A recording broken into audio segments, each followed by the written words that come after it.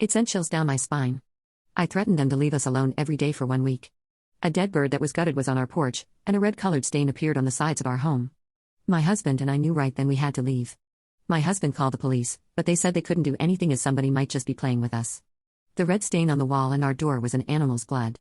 They offered to file for a restraining order once we figured out who did it. My husband was eager and knew who it was after we reviewed the footage from our Ring camera. I told him not to since it was my sister's in-laws, and maybe talking to them would sort this out. I don't believe in this kind of arrangement, but I was wrong. After her mother-in-law's visit, I told my sister about her weird behavior, and it did scare us. I'm not sure if she ever said anything, but her mother-in-law kept coming back at exactly 3 a.m. praying. She would stay on the porch, standing, whispering while her head tilted. My sister then told me that I shouldn't keep my own kids from her and that I should feel bad because she lost her child. She went on telling me how I would feel if I lost a child. She had been the favorite child and always got everything. And now it was just one time where things didn't favor her. After that, my sister terrorized me every day, sending me thousands of messages and emails.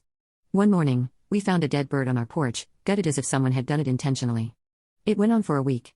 I called my sister and told her that if her mother-in-law visited again, we would call the police. My sister never replied. A few days later, everyone including me, my twins, and my husband started to get really sick.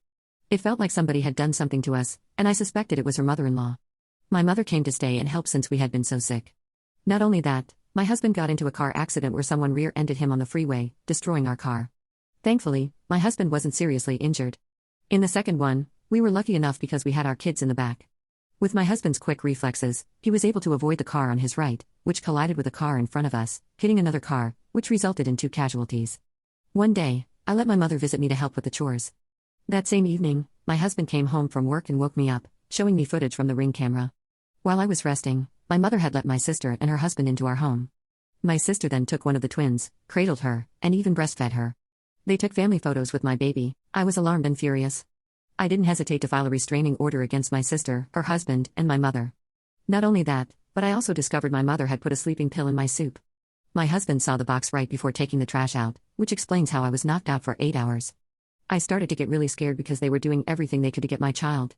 My husband decided we needed to leave our home and move somewhere else.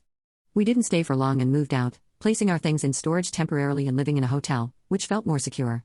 My husband found a home 45 minutes away from everyone. Comment below. I'll tag you in part 2.